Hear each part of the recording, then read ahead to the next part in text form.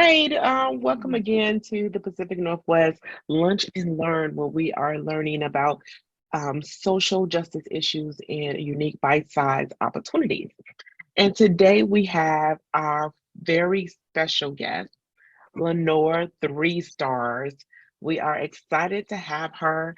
I've had the pleasure to know Lenore for, I don't know, what, maybe 5 or longer than that, 7, 8 years. I don't know. It's been a long time. Been a long time, and it's been this is not our first time working together and doing things together, and this is how we work together, and as we grow and we learn about what's happening in our world and how it impacts our neighbors. All right, so I am just going to introduce. I forgot, I am Kim Thomas, and I serve as a mosaic coordinator for our conference. And let me introduce Lenore, 3 stars. I apologize in advance if I mutilate any of these Native American languages. So maybe I just won't say it because you gave me options. You even had the Native American language, and then you had English. So I'm just going to say English. Okay. Just So do the Lenore, Western stuff. I know. See, we all need to grow in all of these multiple ways. Okay. So Lenore, 3 stars, retired from the federal civil rights career in Seattle, moved across Washington state to be a grandmother to her grandchildren and began her journey to decolonize her theology. She earned an MA from Portland Seminary in Oregon in conjunction with the North American Institute of Indigenous Theological Studies. Lenore co-facilitated a decade of Journey to Mosaic trips with the ECC Pacific Northwest Conference, served as a commissioner for the Washington State Human Rights Commission, and sits on boards related to her interest in Indigenous issues, justice, and creation care. She speaks, writes, and teaches from a Native perspective on decolonizing theology and racial justice. One of her favorite roles is the cohort leader for Decolonize with Badass Indigenous grandmas. Oh, that sounds good. We all have to follow that. Oh, we love cool grandmas. So, like I said before, welcome Lenore to this gathering today, where we are going to learn from you and then learn about how we can support you in your work. And so, like I said before, questions were submitted in advance and they were shared with you. And so we're just going to get started. I'm just going to read off our list and then we're going to keep going. All right. The first question is, what steps? Kim, go ahead. Can I introduce myself? Oh, okay. I'm sorry. Go ahead. Okay. All right. Well, hihani washdemi takoyapi. Good morning, my relatives. Wichachbiyamani amachiapi. My name is Lenore, 3 stars, and I'm Oglala Lakota from the Pine Ridge Reservation in South Dakota. That's where my dad was born. And my mother is Minikoju Lakota, another of the 7 Lakota bands from the Cheyenne River Reservation, also in South Dakota. So I take time to introduce myself in this way because the family system in our culture is foundational. It shapes our roles and responsibilities. So I bring you greetings from the beautiful ancestral lands of the Spokane people. Thank you. No, thank you. Thank you very much. All right, so our first question is, and then these questions are not in any kind of order, so we may just be all over the place. All right, so the first question is, what steps do you recommend for starting this conversation? And the topic of our conversation is, how can we move beyond repudiation? Am I pronouncing that correctly?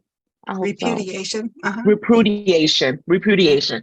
How do we move beyond repudiation in our church, in a church context? Right. Well, as most of you know, well, probably all of you, last year, the body of the Evangelical Covenant Church voted to repudiate the Doctrine of Discovery as a denomination. So 85% voted to repudiate, and I think they had an understanding of what the Doctrine of Discovery is and what it has caused. I don't know about the other 15%. Maybe we need more education. So now that we have done that, what comes after repudiation? You know, it's more than a check mark. So I think these conversations need to start with the Doctrine of Discovery. If you don't know what it is and you don't know what it caused, then it's hard to get into a repair paradigm because you don't know what needs to be repaired. So that is a whole conversation of what the Doctrine of Discovery has done. If I don't know if I need to go over what the Doctrine of Discovery is, but basically the way it continues to oppress indigenous peoples in the United States was began with the installation of the ideology of the Doctrine of Discovery, which is dehumanizing to indigenous peoples. It eliminated the human rights of indigenous peoples because it was based on the papal bulls that said that pagans, Saracens were enemies of Christ. And so you could take their land and resources and subjugate them to slavery, kill them. You could do whatever your dominion, your idea of dominion asked you to do. So that rolled over into manifest destiny in this country. And the Supreme Court of the United States in 1823 decided Johnson versus McIntosh. And what that did was declare that the United States had inherited the power of the Doctrine of Discovery from Great Britain in getting their independence. And Johnson versus McIntosh took away the sovereignty that Native people in this country had enjoyed for millennia, and it eliminated the right to property title. So it said that the natives here only had the right to occupancy in their ancestral lands and no right to own any of their ancestral land.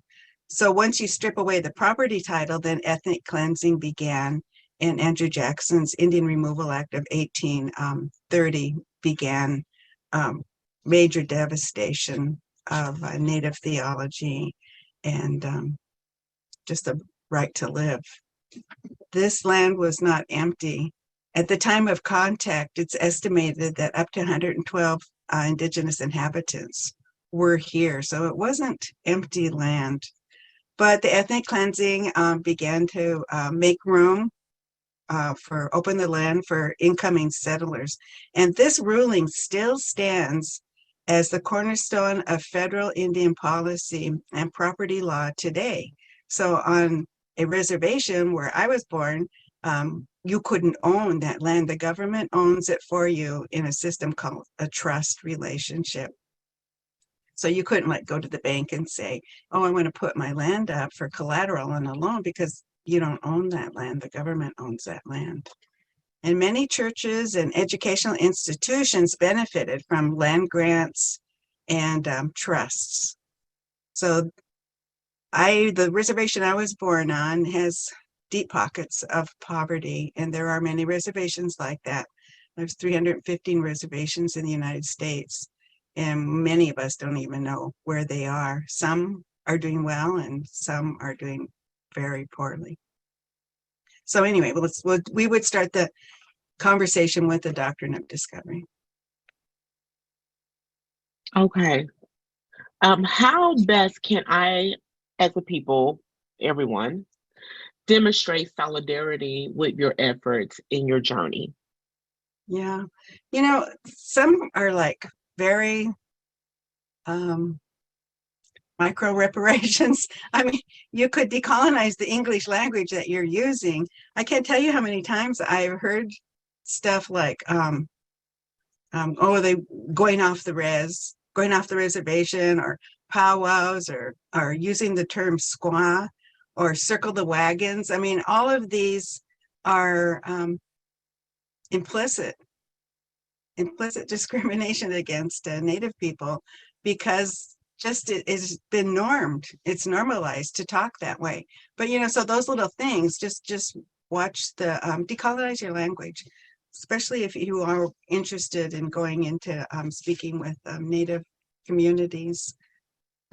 And I read some of I read all the questions, and a lot of them I think have to do with what is the church's role in going past repudiation.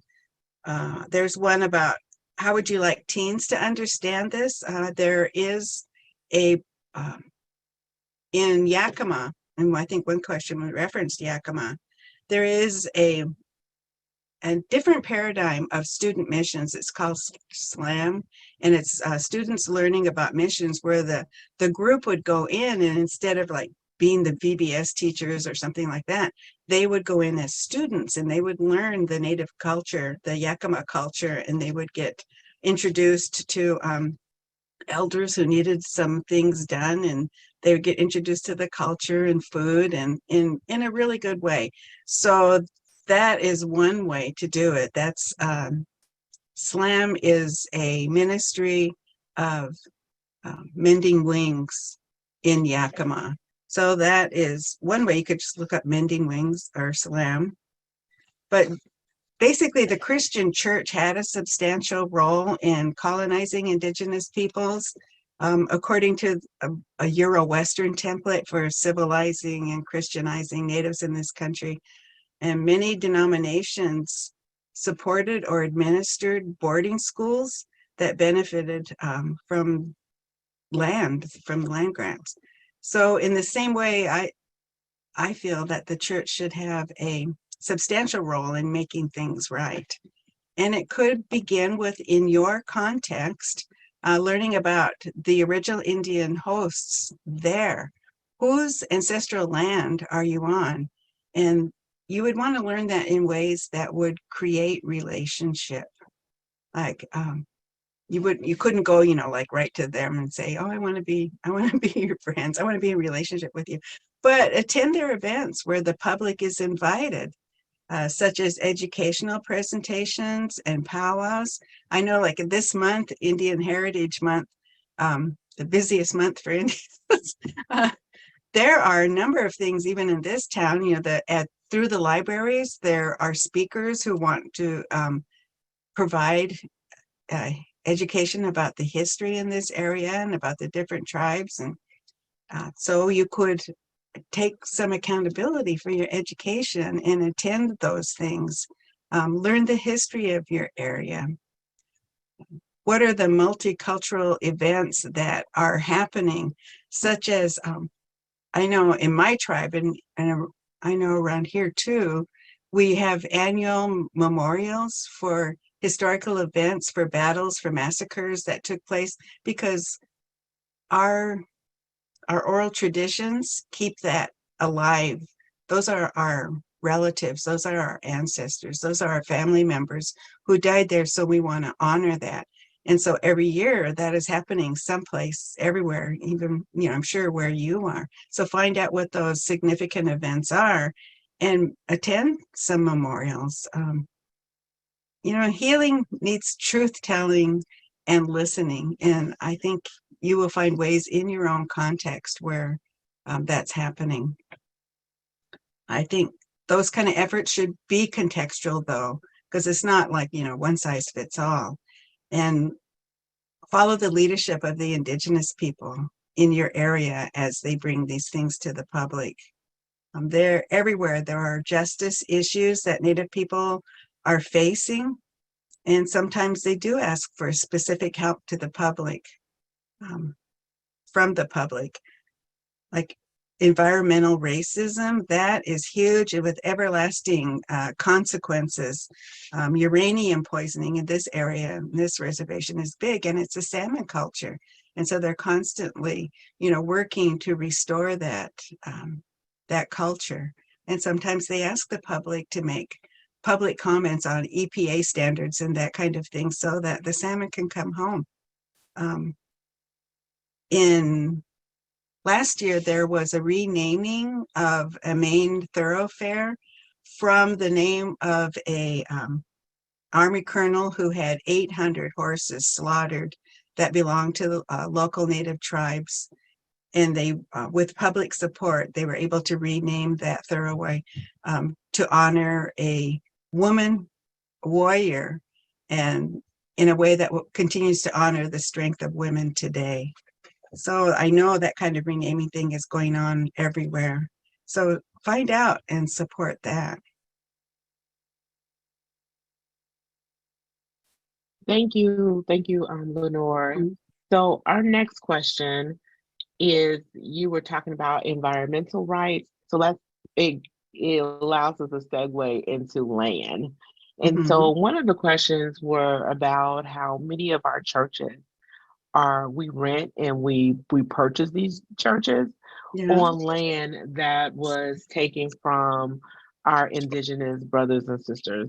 How do we acknowledge that, or what Mm-hmm. should we do? Yeah. Well, I think a land acknowledgement properly done is essential for relationship. I mean, if you know that who the indigenous hosts are, the original hosts are for where you are, where your church is, acknowledge that. Acknowledge that in a good way, even maybe confer with the tribe there. Every tribe just about has a website, and I go and I like to read them and find out, because they often have a segment on tradition or culture or history. It gives contact information. I know they have like treaty offices who talk with the public. So if you had questions on the proper way to acknowledge the land there and who the people were. I know that there's a real rent campaign in Seattle, because the Duwamish, it started in 2017, and the Duwamish have had a hard time getting federal recognition, even though everybody in Seattle recognizes that is Duwamish land. Um, so the organizers of this real rent campaign, they called on people to, if you live and work in Seattle, then, let's pay some rent to the Duwamish people so that they can, support their culture and the vitality. And that campaign drew over 20,000 volunteers to pay some rent. So, to the tribe. So in your context, I know that there are tribal efforts, ongoing efforts to practice their culture, to provide language lessons, training, different trainings, sports camps. Basketball especially is huge in Indian country, and just a general development of their communities. So there are ways that the public is invited into something like that. Thank you. I was trying to find that website that you can just put in your zip code and it will tell you what Oh, indigenous yeah. land you live on. Yeah. Because What I is think that was helpful for me when we purchased our church building to yeah, find what that is that? out. Native land dash CA. Mhm. Oh, native-land.ca. So native land Native dash. dash native land Okay. native dash. Okay. That's the A. Okay, everybody, I'm putting that in there for you all. Oh, So there. if, yep, Kim's. I just Oh, put you it. got it. Yep, I just put it in there. All right, Okay. cool. Because I thought that would be interesting forever. Okay, so we're about to go to the Yakima question that you referred to earlier in the full Mhm. questions that asks, serving in a covenant church in Yakima Nation, what would be some of the important steps, practical ways to move beyond repudiation? That's one question. That's part one. And then Mhm. part two of the question is, if you, Lenore, was pastoring a covenant church, what would be your first steps in serving this community? I was pastoring. I'm so not a pastor. Um,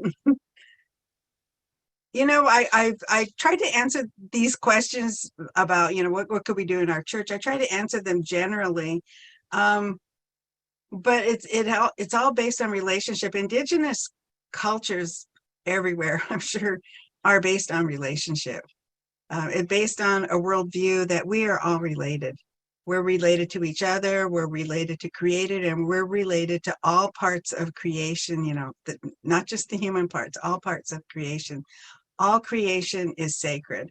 And so if you're thinking of coming into relationship with peoples, then I think knowing that worldview and being open to that kind of a worldview, I think it's biblical. And I think that there's a lot of common ground there. And so I would make myself available at any point to participate in what they're doing, where they're inviting the public. Go to games. I mean, how do you promote relationship where you are? I know when my son was young, the pastor of our church would go to his basketball games and then talk to him about that. I mean, that is very basic way to begin relationship. And I think that that would be community to community. It would, but it starts with personal image. Almost everything I've done has been the result of a personal invitation. Awesome. Thank you. Next question is, what are some of the examples of reparative work that you see happening within the ECC? And what are the ways that we can do better?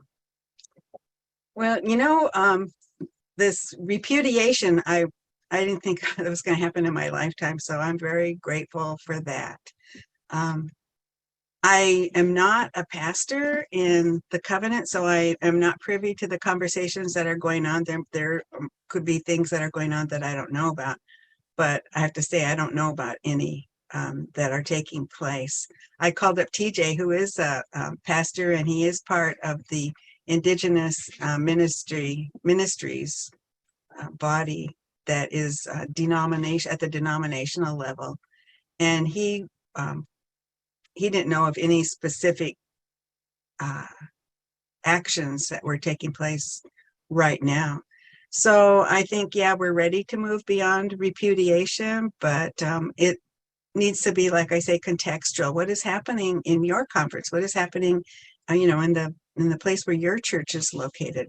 Look around and find out who the local Indigenous people are, and make some intentional invitations, or accept their invitation when they ask the public to comment or come in or attend or participate. I think it just needs a little intentionality. That's what I would be doing. I think that is really interesting. I find that in all sorts of justice work, people who are not knowledgeable, they use that not being knowledgeable as a barrier to keep from them really like digging into this work.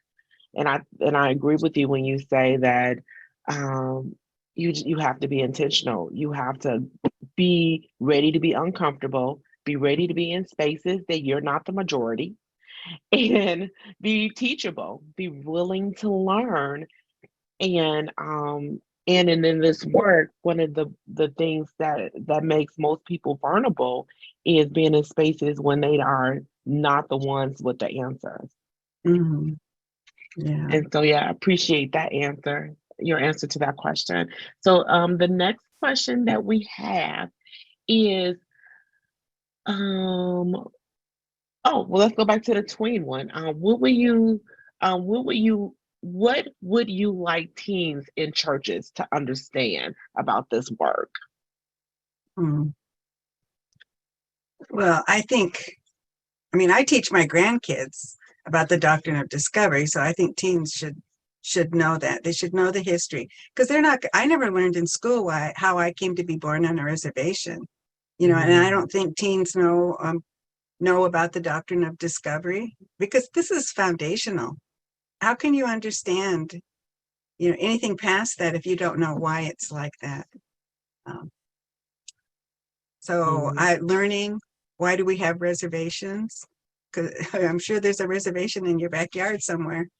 Um, I think teens understand way more than we give them credit for. I mean, even I speak to elementary age kids in Spokane here at the public school. And, if they don't understand the political names that we give things, they know what fairness is. And so I think that we need to teach our kids way earlier, what how this country was founded and how that continues to play out, and how we can be involved, and because you don't need a program to love your neighbor as yourself. That was a great way to end that question, the answer to that question. Um, we have more questions, and everybody, folks, are putting resources in the chat. Oh, good. So please, y'all, as you all are listening to Lenore, please keep an eye on the chat because Lisa just brought a really great one out. And then so did Ann, and we all know Alex G. He's doing great work in Wisconsin. So our next question is, what are the key lessons that you learned based on the Lakota values to better enable us to be authentic in reaching out and changing our neighborhoods? Mm.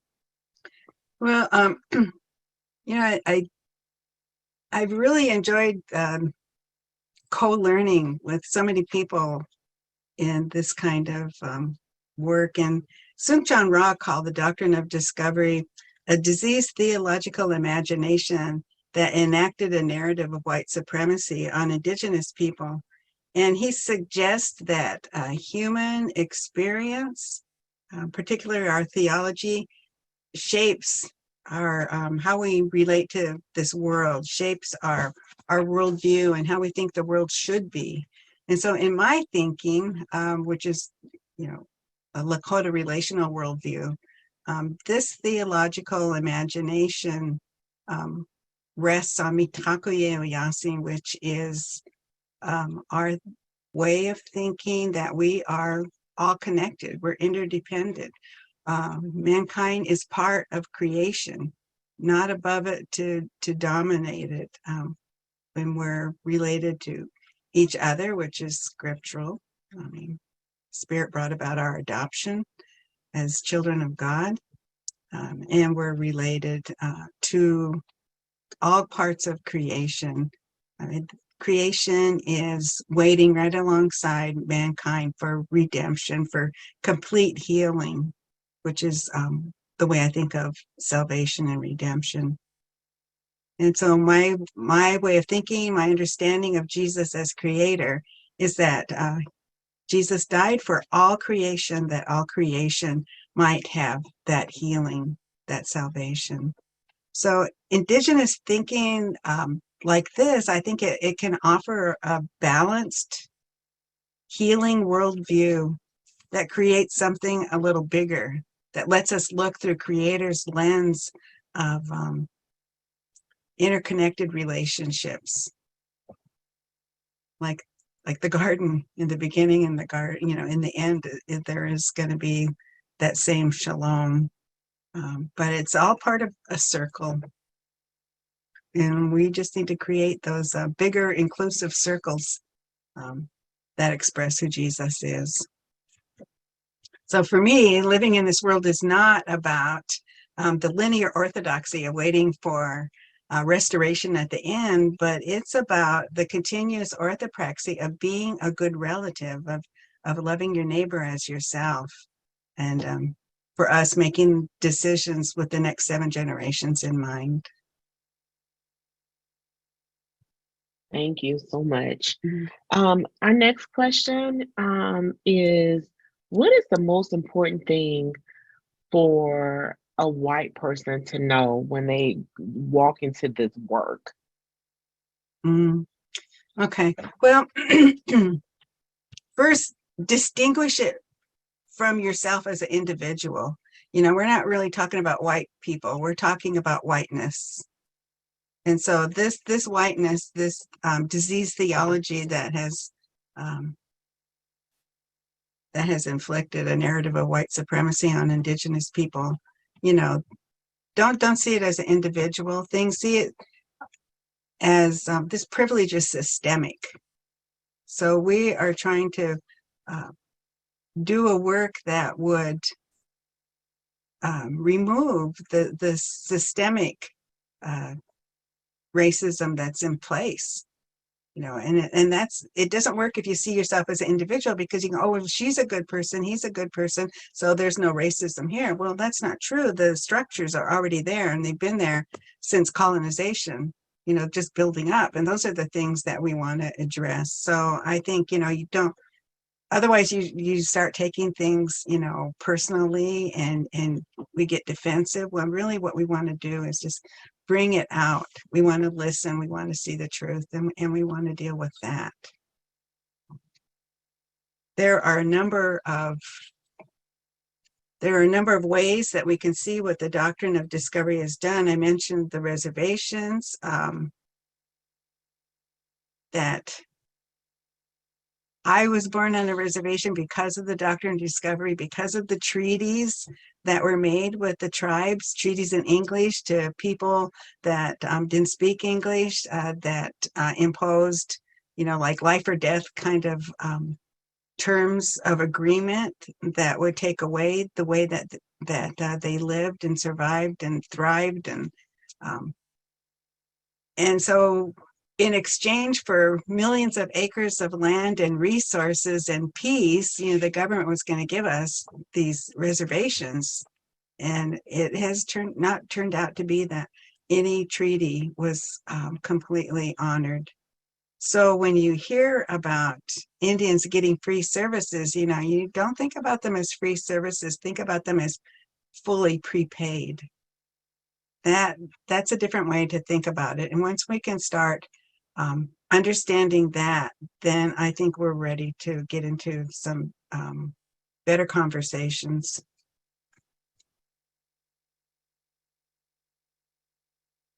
Thank you. Thank you.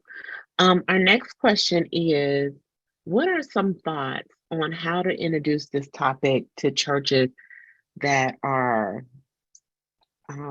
totally unaware that this is happening? They have just removed themselves from the process of learning. Okay. Part of my personal boundaries is that I don't talk to those churches. If people want to know, if they're interested in making things right, in understanding, the structural racism that has occurred in this country, the colonization, if they're wanting to move into areas of justice, then those are the people I want to talk to. If you have a church that is not sure, but now you're talking about, is there something we can do? Then you have to start with the Doctrine of Discovery. Schedule a Doctrine of Discovery workshop. Jim Secure and I have done those a number of times, building up to the vote. So I don't know if anybody else is doing that, but I'm sure other people do.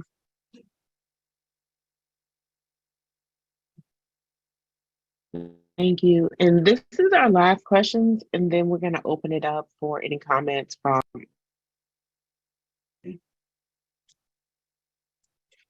Oops. Did y'all hear me before when I said we were going to open up? Okay, I'm so sorry. This is the last question, and then we're going to open up for comments and questions from everyone. So, what is the one thing that we can do to glorify God with our Indigenous sisters and brothers? Yeah.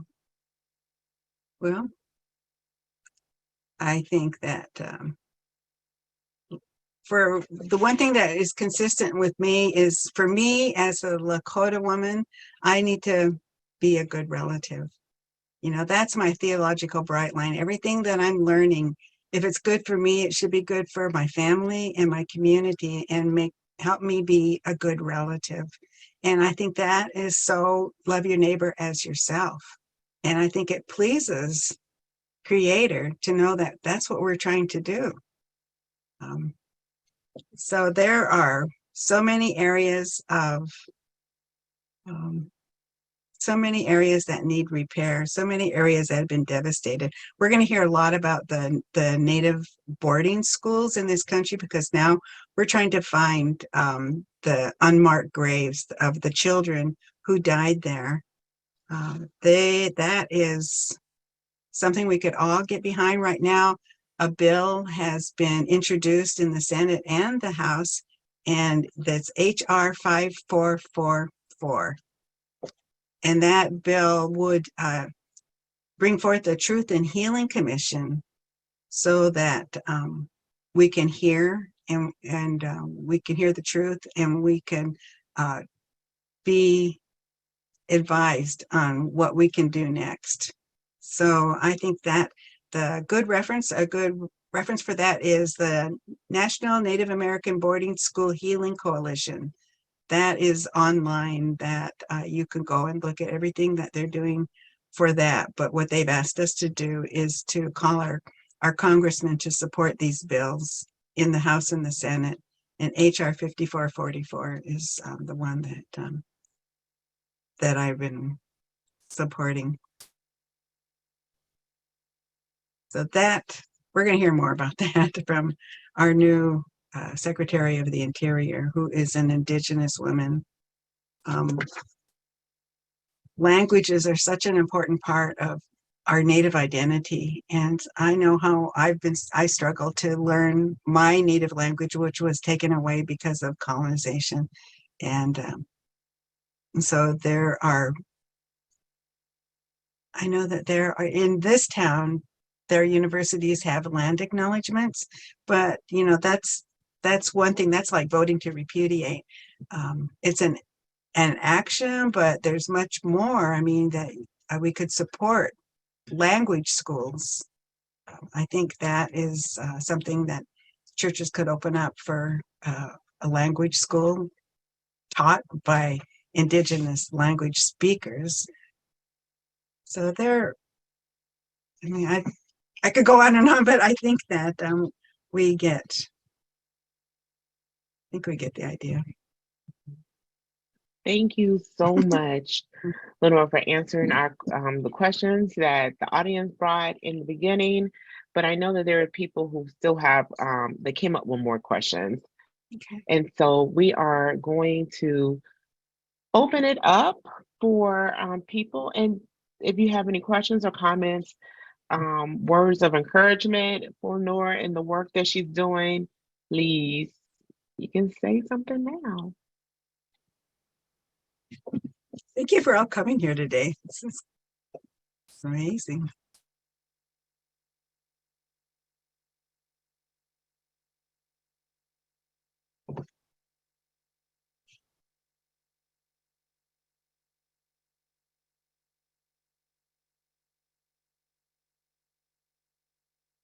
All right. I've got a question. Good day. Hi, Lenore. So you've talked a bit about things in the local church and just personally within our own community, and commented that you don't see much or know what is going on at the denomination level. But are there things that you would like to see happen at the denomination level, or dreams that you have of ways that as leadership can embrace your work? Well, I think there are conversations that we suggested when we were writing to get the resolution passed to repudiate, such as, are there scholarships that North Park can offer if students wanted to go to North Park. So there are some things that are being talked about. I hate to say that nothing is happening, but nothing that I know of is happening.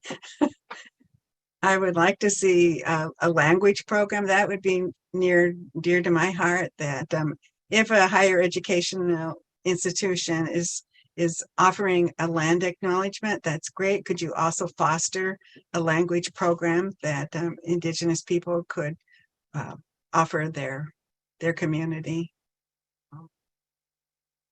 If you have land you're not using, give it back.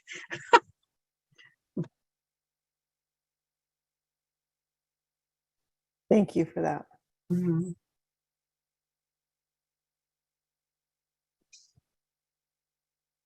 I had a quick question. It might be a small one, Mhm. but Lenore, this idea of decolonizing our language has been stirring in me since we've been here, and I've been thinking a lot about that phrase since you brought it up to us, and I appreciated that. And one question I have would be is using the term Indian appropriate? Is it Yeah. okay to use that? I've heard you say it a few times, but I know, right? as we know and understand history and things, would that be a part of language that needs to be decolonized, or is that appropriate? Just Well, interesting. yeah, that's a good question, Nick. I think that non-Indians probably would want to use Indian. We use it because we grew up with it.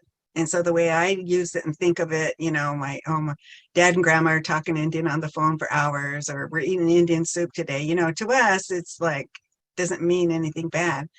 But you don't know what it means when other people who aren't Indians, when they say it. I think, but for me, all American Indian, Native American, Indigenous, all those are interchangeable. I use them all because none of them are accurate. The only thing that's accurate is what we call ourselves in our own language. So ma Lakota, I am Oglala Lakota Oyate. And I think just you'll find that what Native people call themselves in their own language, one of those words is going to mean the people. So we are created beings, and we call ourselves something in our own language. I expect Native American is, pretty acceptable in most circumstances.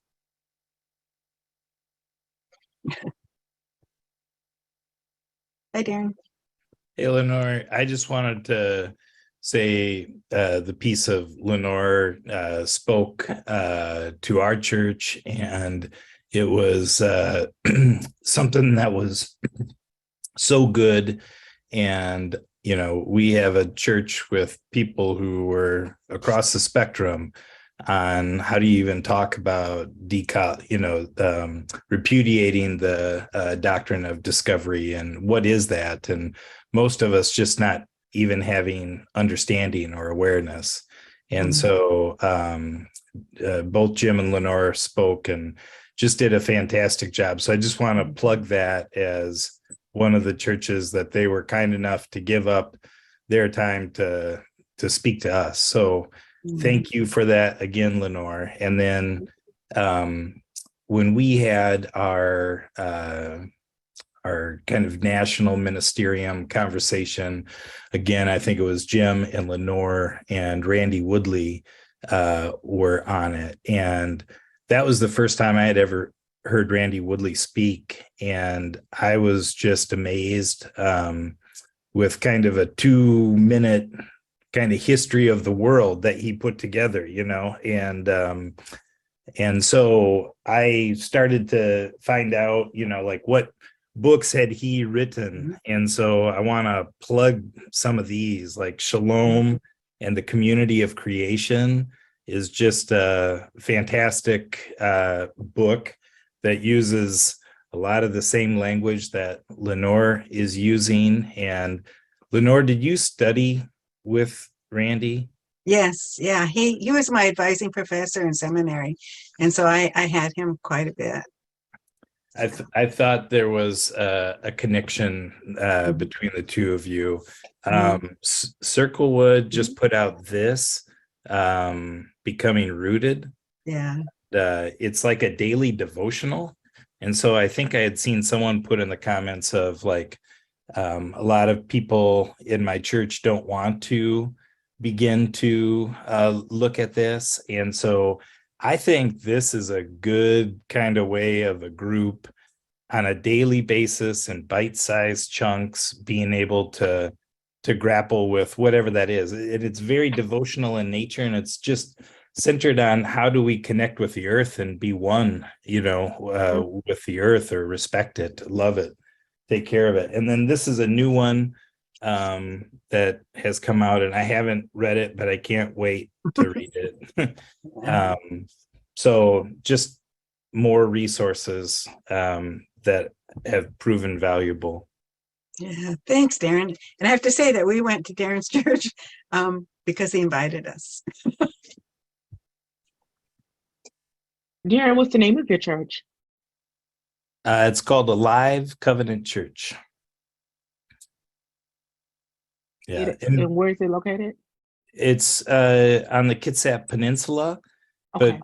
but we are on the land of the Suquamish, but the S'Klallam and the Suquamish, Chief Seattle, which Seattle steals the name, he's actually from this side of the water. So I like to say that, not that, whatever, I live here. but so it's been really helpful for us as a church for connecting with both tribes and having a desire and knowing that that's what we want to do. So thank you for helping us. I have one more last question for you, Darren. Are you the lead pastor? Yes. Okay. So I think that is really important about this work in the churches, is that when it comes from the pulpit, it has more power, more influence. And I think that that's the challenge that many of our churches in this area are having, is that the voice of justice, or whatever way we want to put it, is not coming from the top. It's not coming from the top. So we really appreciate you, Darren, in leading your people to righteousness, because we have to recognize that this justice work needs to be done. Well, I don't deserve it. And I'll also give a plug for the white clergy anti-racism pathway. So if for everybody here, but for pastors of, lead pastors who are part of your churches, if it's not you, I think that's a really good, I think it's exceptional for what we cover, and the people who lead those conversations are exceptional. And the great thing too is, thinking through with resources, how do we address this in ways that the church widely can access to. So whether it's Pentecost, right, and using that time for God's love for all people, or all the themes that we have in Scripture that guide us towards this. So anyway, there were so many different ideas and articles and videos and movies and books that give you access through that pathway that maybe you don't experience otherwise. Like, is it Richard Twisp who does the sermon for, I think it's the CCDA even, that's connected with Lisa, but that sermon was incredible. And he has such a good way of addressing this issue of how do we love our brothers and sisters who are, who were the original people who inhabited this land. So uses humor, messes with you, but gets in and, undoes you. So anyway, I want to plug that as well. Thank you so much. Does anyone else have any questions? We have 7 more minutes. Any questions or comments? Well, Oh, hey, Mark Fanny. He said he raised Mark Fanny. Mark, where you at? Hey Lenore, I just wanted to say I'm a huge Lenore fan. You know that by now, but um, I get to work in other sectors of justice related things too, especially things related to refugees and immigrants. I'd love to hear your thoughts on the intersectionality of justice with our Indigenous brothers and sisters and how that connects to some of the things like, you know, racial justice for the Black community or other BIPOC communities. How do you see this stuff fitting together? Because some people feel like it's overwhelming. I can only think about one thing at a time, or hey, here's my justice issue and not that other one. Can you help us see how this all connects together? Well, for me, it's just being a good relative, because those are my relatives. All of you are my relatives. So if I want to be a good relative and I see where that relationship that was originally given to us in Shalom, when I see where that's broken, then as a good relative, I need to find ways to restore that balance, to bring it back. And there are a number of ways, like with what Thrive that Mark is leading with that for refugee justice, that will help us in those situations. So for me, it's just so basic that, be a good relative. As a Lakota, I cannot emphasize that enough, that being a good relative is basically what it's about.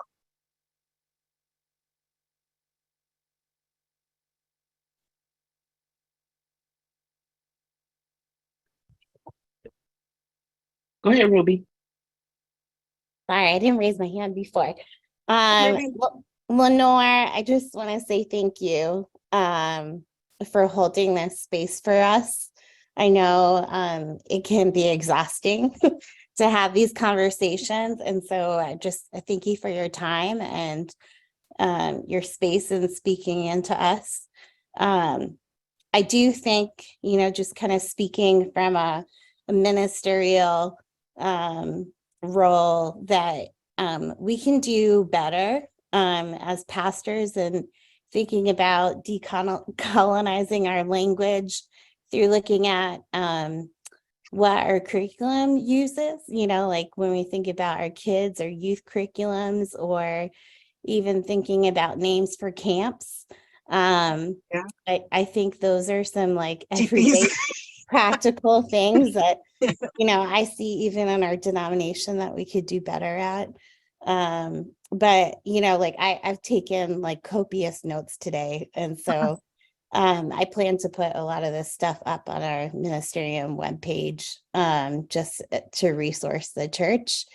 I think we need to tell more stories too. I have heard from TJ that there are a couple of churches that have identified land, especially where their church property is, that have either sold back to Native communities in their area. I think there was one maybe in Bellingham. And we need to tell those stories, not as a pat on the back, but as a way to encourage us to explore deeper. I love the resources that you shared as a way to go deeper. So just thank you so much. Thanks, Ruby. Yeah, much love to you. And I reject you not calling yourself a pastor, because you have pastored me in so many ways. So I think company needs to give you an honorary ordination. That's what I think.